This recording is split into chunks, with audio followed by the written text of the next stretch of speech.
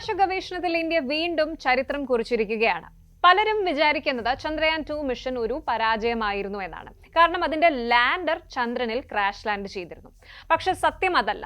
കഴിഞ്ഞ കുറച്ച് വർഷങ്ങളായിട്ട് ചന്ദ്രനെ വലം വയ്ക്കുന്ന ചന്ദ്രയാൻ 2 ഓർബിറ്റർ ഇപ്പോൾ മനുഷ്യരാശിയുടെ ഭാവി തന്നെ മാറ്റിമറിക്കാൻ പോകുന്ന ഒരു ഞെട്ടിക്കുന്ന കണ്ടെത്തൽ നടത്തിയിരിക്കുകയാണ്. പല അന്താരാഷ്ട്ര മാധ്യമങ്ങൾ റിപ്പോർട്ട് ചെയ്തതനുസരിച്ച് ചന്ദ്രന്റെ ആർക്കും പിടികൊടുക്കാത്ത തെക്കേ ധ്രുവത്തിൽ, അതായത് ലൂണാർ സൗത്ത് പോളിൽ ഉപരിതലത്തിന് സർഫസിന്റെ അടിയിലായിട്ട് വൻതോതിൽ ഐസ്, മഞ്ഞുമലകൾ ഒളിഞ്ഞിരിപ്പുണ്ട് എന്ന ശക്തമായ തെളിവുകൾ ഇന്ത്യ കണ്ടെത്തിയിരിക്കുകയാണ്. സാധാരണ ഐസല്ല, കോടിക്കണക്കിന് വർഷങ്ങളായിട്ട് സൂര്യപ്രകാശം പോലും വീഴാത്ത അതീവ രഹസ്യമായ അറകളിലാണ് ഇത് കിടക്കുന്നത്. എന്താണ് ഈ ഡബ്ലി ഷാഡോഡ് ക്രേറ്റർ? ഇന്ത്യ ഇത് എങ്ങനെയാണ് കണ്ടെത്തിയത്? നമുക്ക് ഡീറ്റെയിൽഡ് ആയിട്ട് നോക്കാം.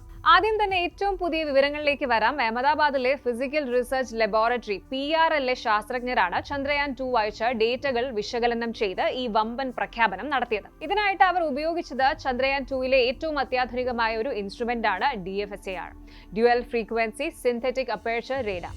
ഇത് ചന്ദ്രന്റെ വെറും ഒരു ഫോട്ടോ എടുക്കുന്ന ക്യാമറയല്ല, മറിച്ച് ചന്ദ്രന്റെ ഉപരിതലത്തിലേക്ക് മലിനമല്ലാത്ത മൈക്രോവേവ് സിഗ്നൽസ് കടത്തിവിട്ട് അത് എങ്ങനെ തിരിച്ചു വരുന്നു എന്ന് നോക്കിയിട്ട് ഭൂഗർഭ പാളികൾ മാപ്പ് ചെയ്യുന്ന റേഡാർ സാങ്കേതിക വിദ്യയാണ്. ചന്ദ്രനെ പഠിക്കാൻ പോയ ലോകത്തിലെ തന്നെ ആദ്യത്തെ ഫുള്ളി പോളാരിമെട്രിക് റേഡാറാണിത്. ചന്ദ്രന്റെ മണ്ണിലേക്ക് ആഴ്ന്നിറങ്ങാൻ ഈ റേഡാറിന് കഴിയും. അവിടെയാണ് പാറക്കൂട്ടങ്ങൾക്കിടയിൽ ഒളിഞ്ഞിരിക്കുന്ന ഐസിന്റെ സിഗ്നലുകൾ ഈ റേഡാർ കൃത്യമായി പിടിച്ചെടുത്തത്. ഇനി ശാസ്ത്രജ്ഞർ പറയുന്ന വിചിത്രമായ ഒരു പ്രതിഭാസത്തെക്കുറിച്ച് പറയാം. ഡബ്ലി ഷാഡോഡ് ക്രേറ്റർ, ഇരട്ട നിഴൽ കുഴികൾ. ചന്ദ്രന്റെ തെക്കേ ധ്രുവത്തിൽ വലിയ വലിയ അഗ്നിപർവ്വത സമാനമായ കുഴികളുണ്ട്, ക്രേറ്റേഴ്സ് ഉണ്ട്.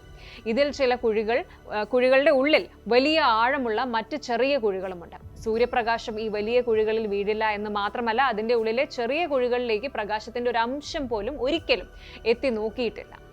ഇതിനെയാണ് ഇരട്ട നിഴൽ കുഴികൾ എന്ന് വിളിക്കുന്നത്. പ്രകാശവും ചൂടും ഇല്ലാത്തത് കൊണ്ട് തന്നെ ഇവിടുത്തെ താപനില എന്ന് പറയുന്നത് -248 ഡിഗ്രി സെൽഷ്യസ് ആണ്, 25 കെൽവിനോളമാണ് എന്നാണ് പറയുന്നത്. അതായത് സൗരയുദ്ധത്തിലെ തന്നെ ഏറ്റവും തണുപ്പേറിയ ഇടങ്ങളിൽ ഒന്ന്.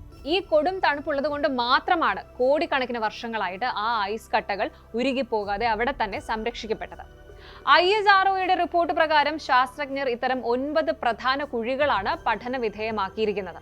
അതിൽ ഫൗസ്നി ക്രേറ്റർ എന്ന ഒരു വലിയ കുഴിക്കുള്ളിലുള്ള 1.1 കിലോമീറ്റർ വീതിയുള്ള ഒരു ചെറിയ കുഴിയിലാണ് ഏറ്റവും ശക്തമായ ഐസിന്റെ സാന്നിധ്യം കണ്ടെത്തിയിരിക്കുന്നത്. ഇതിന് 2 പ്രധാന തെളിവുകളാണ് ശാസ്ത്രജ്ഞർ നിരത്തുന്നത്. ഒന്നാമതായിട്ട് റേഡാർ തരംഗങ്ങൾ ഐസിൽ തട്ടി തിരിച്ചു വരുമ്പോഴുണ്ടാകുന്ന സവിശേഷമായ വോളിയോമെട്രിക് സ്കാറ്ററിംഗ്, ആ സിഗ്നൽസ്. ഇനി രണ്ടാമതായിട്ട് ഈ കുഴിയുടെ അരികുകൾക്ക് ഒരു തരം ഒഴുകിപ്പോയ ആകൃതിയാണ്, ലോബേഡ് റിം മോർഫോളജി എന്ന് പറയും, അതാണുള്ളത്. അതായത് പണ്ട് എപ്പോഴും ഒരു ഉൽക്ക വന്ന് ചന്ദ്രനിൽ ഇടിച്ചപ്പോൾ അവിടുത്തെ മണ്ണിലിടയിലുള്ള ഐസ് ഉരുകി പുറത്തേക്ക് തെറിക്കുകയും പിന്നീട് പെട്ടെന്ന് തണുത്തുറഞ്ഞ് രൂപപ്പെട്ടതുമായ ഒരു സംഘടനയാണിത്.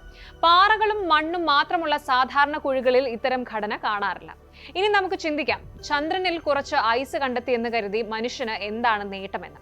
സുഹൃത്തുക്കളെ, ഇത് വെറും ഒരു മഞ്ഞുകട്ടയല്ല, വരും തലമുറയുടെ ഇന്ധനമാണ് എന്ന് പറയണം. ഭൂമിയിൽ നിന്നും ചന്ദ്രനിലേക്ക് വെള്ളം കൊണ്ടുപോകുക എന്നത് ഭയങ്കര ചെലവേറിയ ഒരു കാര്യമാണ്. എന്നാൽ ചന്ദ്രനിൽ നിന്ന് തന്നെ വെള്ളം ലഭിച്ചാൽ അത് ശുദ്ധീകരിച്ച് നാളത്തെ ബഹിരാകാശ സഞ്ചാരികൾക്ക് കുടിവെള്ളമാക്കാം. അതിലുമുപരി വെള്ളത്തിന്റെ തന്മാത്രകളെ, അതായത് വെള്ളം എന്ന് പറയുന്നത് H2O ആണ്, ഹൈഡ്രജനും ഓക്സിജനും ചേർന്ന് H2O ആണ്. ഇതിനെ വേർതിരിച്ച് ഹൈഡ്രജനും ഓക്സിജനും ആക്കി മാറ്റിയാൽ അത് വമ്പൻ റോക്കറ്റ് ഇന്ധനമായി ഉപയോഗിക്കാം.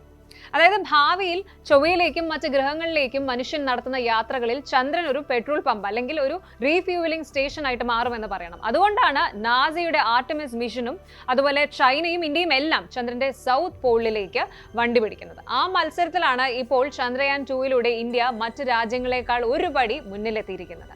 അപ്പോൾ 2019 വിക്ഷേപിച്ച ചന്ദ്രയാൻ 2 ഇന്നും ചന്ദ്രനെ വലം വെച്ചുകൊണ്ട് ഇന്ത്യയുടെ അഭിമാനം ഉയർത്തുകയാണ്. മുൻപ് ചന്ദ്രനിൽ വെള്ളത്തിന്റെ തന്മാത്രകൾ കണ്ടെത്തിയതും ഇതേ ചന്ദ്രയാൻ മിഷനുകളായിരുന്നു. ഇപ്പോൾ ഭൂഗർഭ ഐസിന്റെ ശക്തമായ തെളിവുകൾ കൂടി പുറത്തു വന്നതോടെ വരാനിരിക്കുന്ന ചന്ദ്രയാൻ 4 ദൗത്യങ്ങൾക്ക് ഇവിടെ ലാൻഡ് ചെയ്യണം, എവിടെ ഖനനം നടത്തണമെന്ന് കൃത്യമായ പ്ലാൻ ഉണ്ടാക്കാൻ ISROയ്ക്ക് സാധിക്കും.